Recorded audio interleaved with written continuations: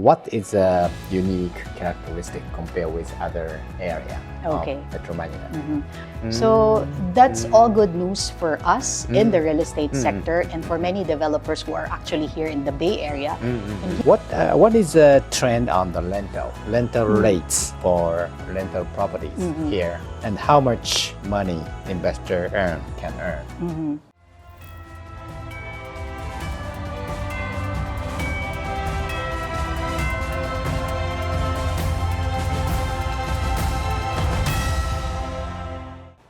はい、皆さんこんにちは。フィリピンアセットコンサルティングの家村です。今日はですね、こちらアドミラルホテルのですね、こちらスイートルームにねお邪魔しておりまして、先日も前にもね一度ベス社長とのねインタビューでねYouTube の方でもご紹介させていただいたんですけども、今日はちょっとねこの、アンカーランドのねプロジェクトとともにですね、このベイエリアがねどういうところなのか、そういったマーケットの状況とかね、そういうことも含めてね、いろんな今日はベス社長だけじゃなくていろんな方にねご参加いただいて、ちょっと深掘りしていきたいと思います。で最初ですね、一番最初ですね、シーラさんですね。シーラさんはですねもう不動産のですね専門家で、もともとジョーンズ・ラング・ラサールとかにねいらっしゃってね、非常にこうマーケットのね状況に詳しいので、今日ちょっとマクロ的な観点でねいろいろ伺っていきたいと思います。シーラさん、Thank you for joining our video. It's a pleasure to be here. Please introduce yourself first, briefly. Okay, I'm a real estate broker. That's my profession. But currently, I run my own real estate brokerage firm, focusing on the commercial real estate market here in the Philippines.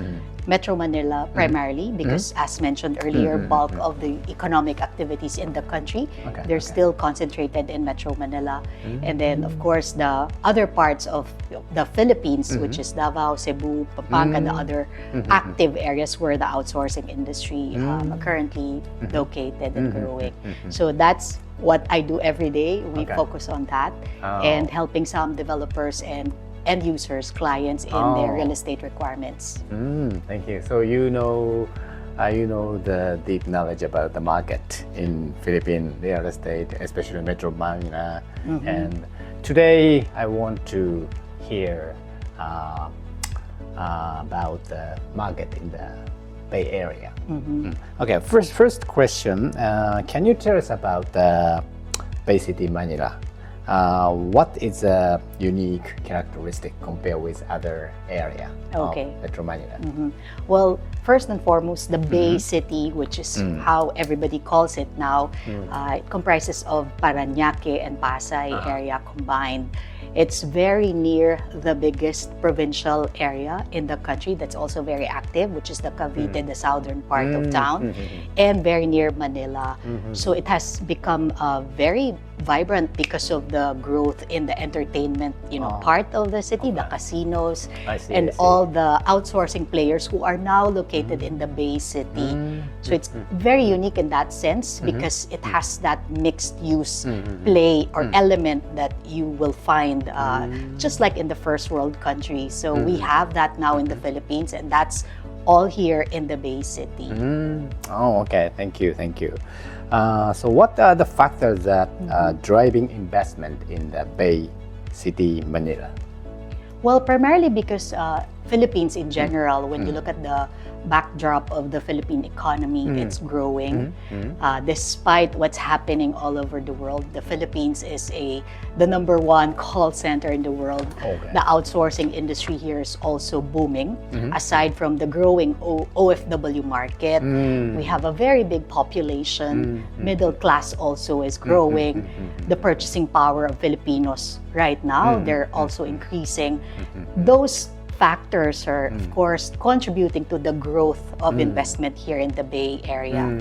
Aside from what I've mentioned, which is kind of unique in this area because of the many casinos, entertainment areas located here, theaters, and so many big developments happening in the area. Also, all the big players are already here. Their land in the Philippines is finite. That's why land values also, they're increasing. And in the Bay Area, which is as many know, it was also part of the reclaimed area here in the Philippines. So And that, of course, right now, because of this new development here, a lot of investors are interested to participate in this growing area where transportation infrastructure also is improving, which I can also mention.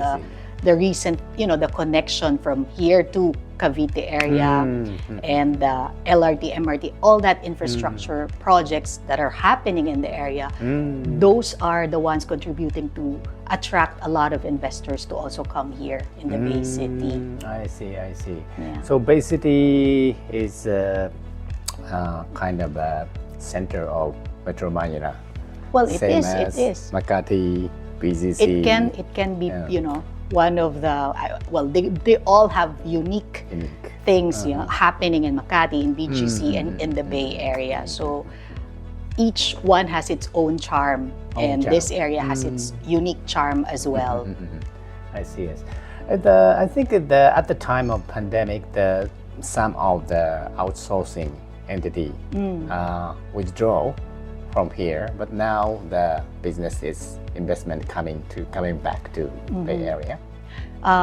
When you say withdraw, mean some of the BPO player go out, stop operation in Bay Area. They probably stopped because of of the limited movement in general, but they didn't really stop. In fact, when you look at the data from the IBPAP, which is the group of outsourcing BPOs, call centers here in the country, the number has even moved up during the height of the pandemic and up to today.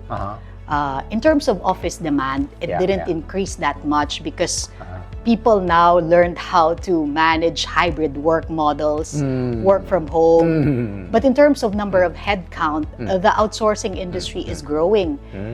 It has forecasted growth in the in the next 5 years. The goal is to double the current revenue of the country. So that's all good news for us in the real estate sector and for many developers who are actually here in the Bay Area and here, growing all over the Philippines. Okay, thank you. What you told about the BPO and the commercial sector's investment coming here. What is the tourism sector's presence in the Bay Area? Oh, a lot of tourists are actually here. When you look at the numbers, I think in 2022, if you Google or research on that, in fact, the Bay Area received the most number of visitors in the whole country, simply because the airport, the international airport, is also located here, and that's why the city itself is enjoying a lot of transient and short stay guests, because when they arrive here, most of the time they'll book hotels nearby or book accommodations nearby, and the Bay City is benefiting from that. The fact that the airport is near, and with the infrastructure developments that's happening all over, plus its nearness to the southern part of the provincial area, which is Cavite, Laguna, that portion. This is very near that. So in terms of labor market as well, it is quite central. It is capturing the people coming from the south and the center part of Manila itself. So, I see. Okay. What are the southern part you mentioned, Cavite, and what are this area? This is just a suburb, residential, or there are some industry over there? It's called the NCR Plus. So as mentioned, bulk of the economic activities here in the Philippines, they're concentrated in Metro Manila.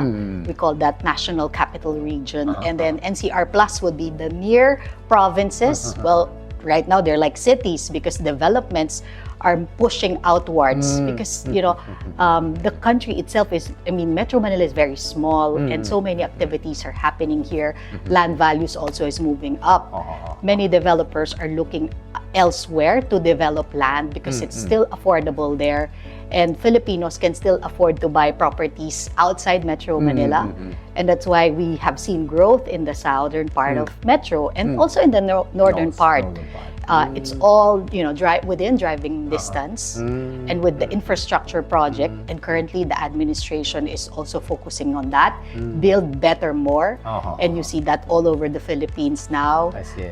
Airport development, infrastructure in terms of extending LRT, MRT, commuting time is easier and shorter now, and hopefully we'll be like the first world country when all these infrastructure projects are already in place and already operational.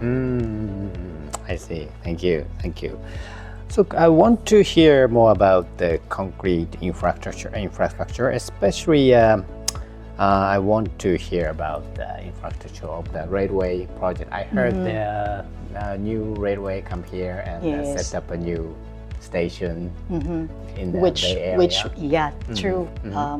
And that's exciting because it will connect this town, I mean the Bay City, to southern part of Cavite area. The new airport will have an impact in the developments that's happening. Railway go to airport as well? Yes, Cavite area directly, and then going to the north also, we've seen that it's easier now.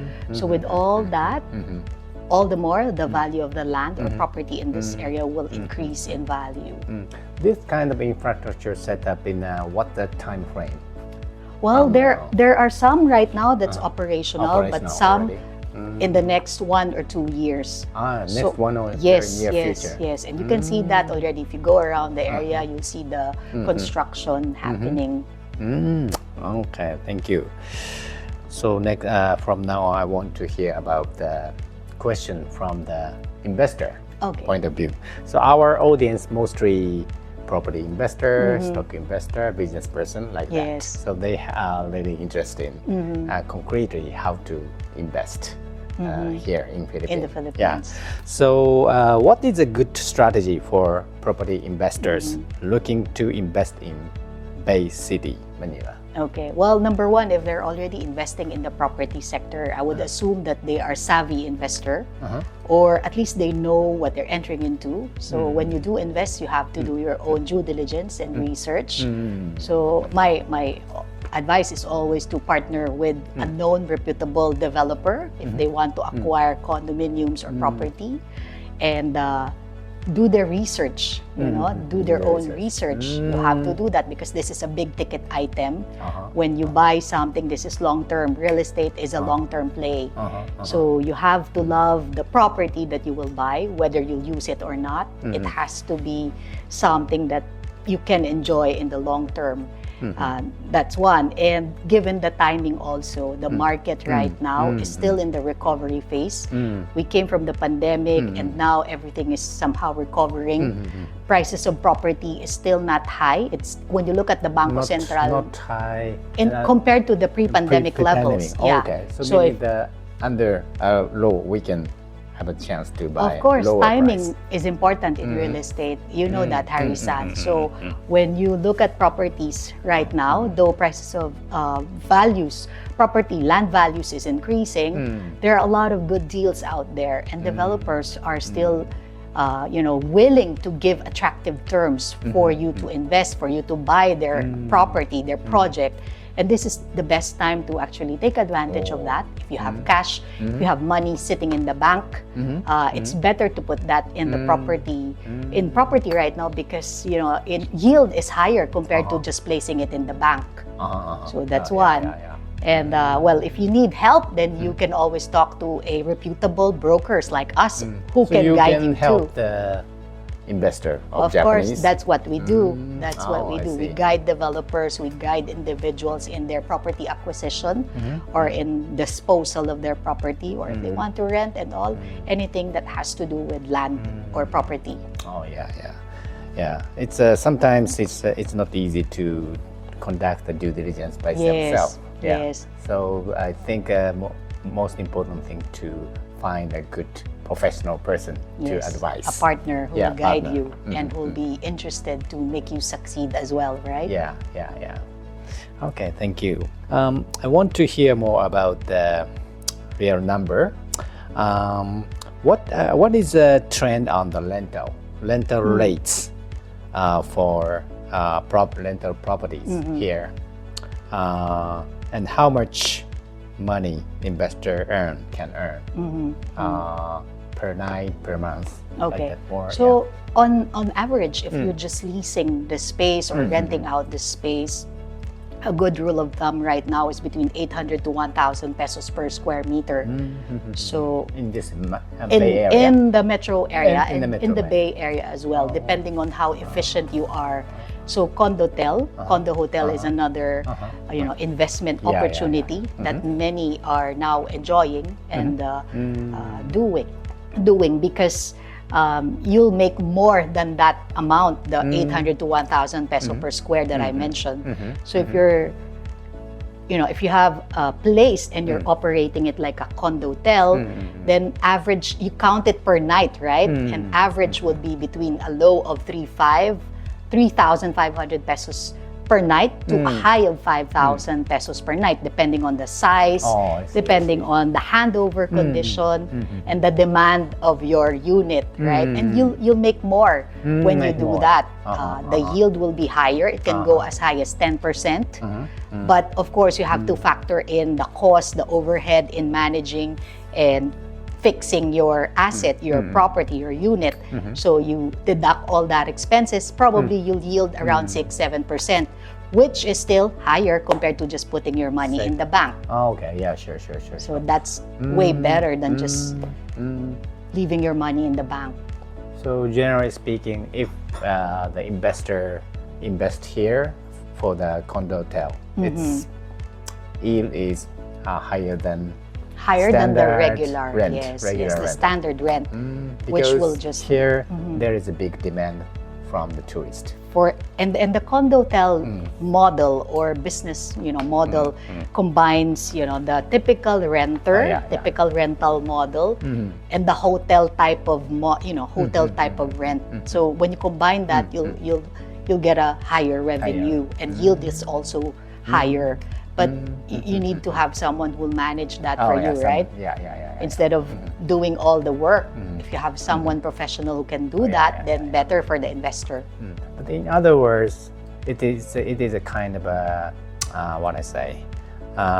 stress-free investment. Stress-free. Someone professional. Someone handles the headache everything. for you, right? Investor just checks the bank account or something. Right? The return, right? Return. What's the return? When will I get my investment back? And those are the very important items for investors. Yeah.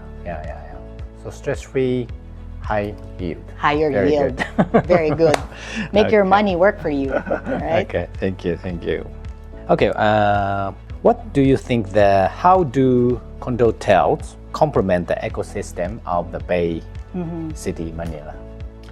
As mentioned, it combines the model of a typical rental market and the hotel kind of model.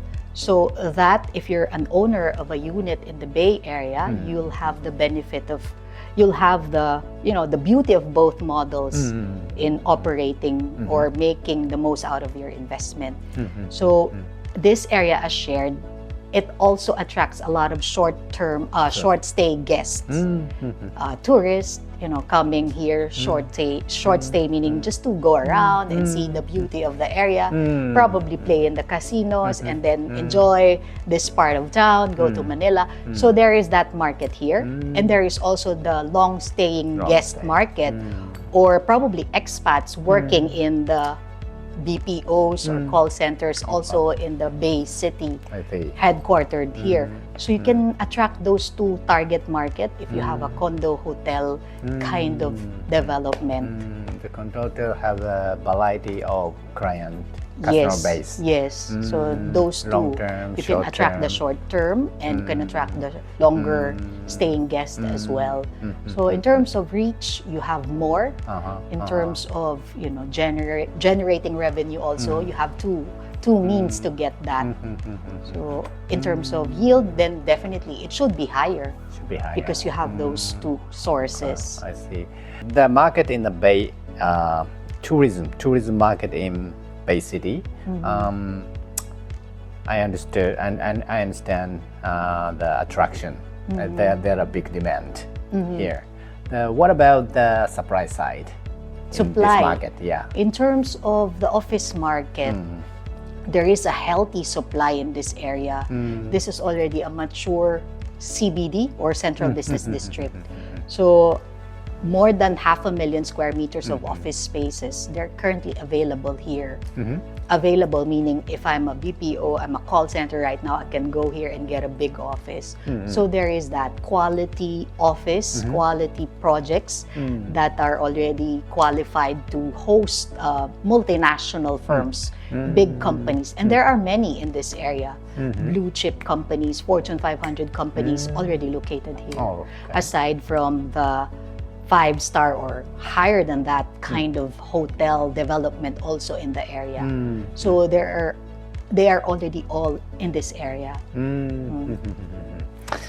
Okay, so I heard that this area, the supply of the accommodation is not enough, meaning that the demand is big, supply is not big. So that's why the market is really good for investors. For the condo, the condotel that you mentioned, yes. And of course, since the country is also recovering, we see that tourism in terms of arrivals also has grown. In fact, this year the forecast is that it will breach the pre-pandemic levels. Very good for the hospitality industry. Really? There are a lot of the domestic travelers and the international travelers are also coming, and that's good for those who are in the hotel or condotel business side. So there will be more demand as the economy moves up, as the country recovers. I think there will be more demand for that. Hopefully, it will also translate in demand for office spaces. Okay, thank you very much. The final question, what is your advice to investors who are starting to explore investing in condotels in Bay City, Manila? Condotels in particular. So as mentioned, they have to do their own due diligence because real estate is always a big ticket item. It's something that you have to really study, research on. So number one, timing also is very important. And I've shared this. The real estate market timing right now is good because we're in the recovery phase. You don't want to invest when the market is so hot, right? And property values are so high and very expensive. The market right now is in the recovery phase, which means land values or property values of the condo market is still low compared to the pre-pandemic levels. And the Bangko Sentral ng Pilipinas, which is the central bank of the Philippines, supports that. When you look at the data, the prices of properties right now across different types, they're still below the pre-pandemic level. So there is an upside there. So when you buy low and eventually sell high, you'll make money, right? Plus, if you make the rental income in between, then you have that passive income, which many people, of course, many investors would like, right? Passive income. You don't do anything and you get money, right? So that's what you want to do, make your money work for you. So the condo hotel market, I think, is that. You have the beauty of having a condo and the hotel short stay guest combined. I see. So, and finally, of course, they have to look at the track record of the developers, right? Okay, you have to do that. See what they've done in the past, see their track record. And if you still need help, then there are many property experts in the country that you can partner with. So you can be the partner with Japanese investors. Thank you very much. Thank you, Thank you very Harry-san. much. Thank you so much. Thank you so much. Thank you so much.